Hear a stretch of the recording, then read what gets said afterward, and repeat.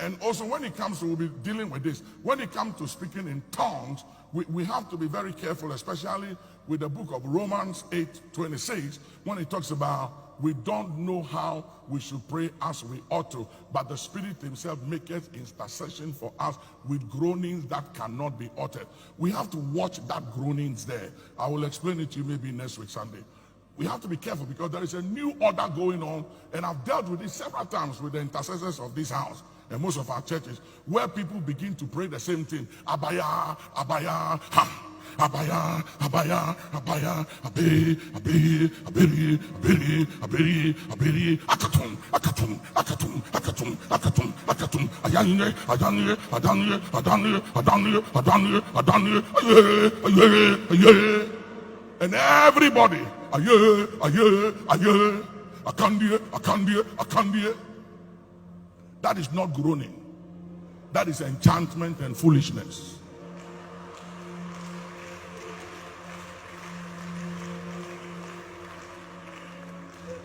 And it's also foolish spirituality.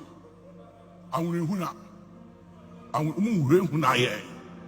know, the other day I was praying with the guys at the rooftop, and one particular guy was standing in the corner there, and he had put his hand on his ears like this.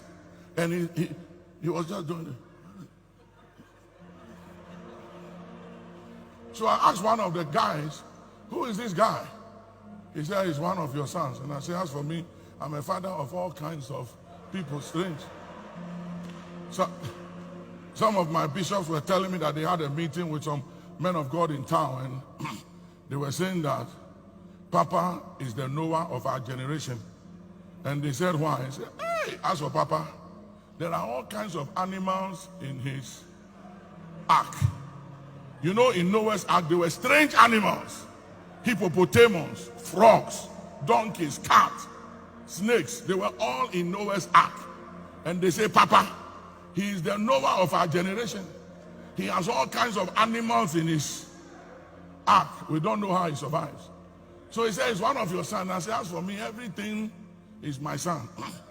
And I said, but why is he doing this?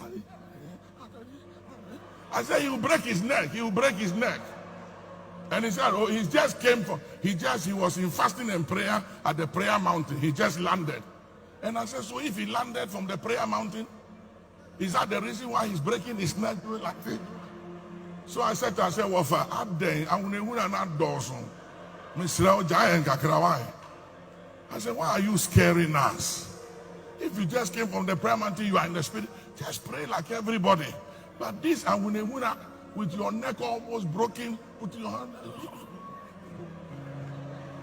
I said, Abden, turn to somebody and say, you know, and people follow those things. Oh. Somebody will just say, Charlie, this guy is deep. Hey, he's sharp. He's deep. And they begin to follow. You will break your neck. Some of you are about to break your neck. Because you are for. People just like all kinds of spiritualities. You know, I was telling one of my sons, I said, listen, you don't have to say, if I be a prophet. If I be a prophet, I swear by the platform and by the altar of the Archbishop, our father. What is all that for? It's unnecessary. Just say it and leave it alone. Those who believe, let them believe. Those who don't believe, leave it alone. You can't convince people to believe. Listen, if people are following the Holy Spirit through their spirit, when you speak truth, they know it. When you are lying also, their spirit can tell them. Yeah. You know, I tell my bishop and my pastor, I say, listen, don't underestimate church people. Because there are people you see sitting there, they are listening to you, but they are also very spiritual in their way. And they can feel what you are saying. And if what you are saying is off, they can tell you. It's just that they don't have opportunity to tell you that, Charlie, you are off. But if we can stop preaching and say, we want one or two people to say something, they will take the microphone and they will tell you some things and you'll be shocked. So the fact that you have the microphone to speak, don't take people for granted.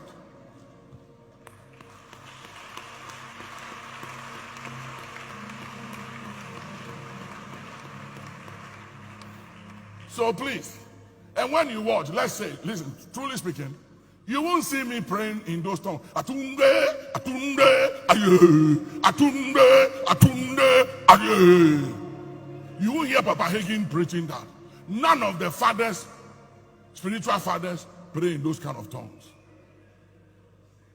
You won't hear Oyedepo or any of the spiritual fathers doing that. Akunde, akunde, akunde, atirie, atirie, akatu, akatu, akatu, akatu, akatu, akatu, akatu, akatu. What is akatu? Ahunehuna.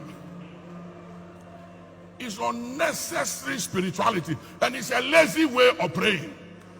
And they can do that for 3-4 hours, spending energy sweating over nothing. Take your time and pray with your understanding. Pray in your own tongues. Pray the scriptures. So by the time you finish, you know that you have accomplished something.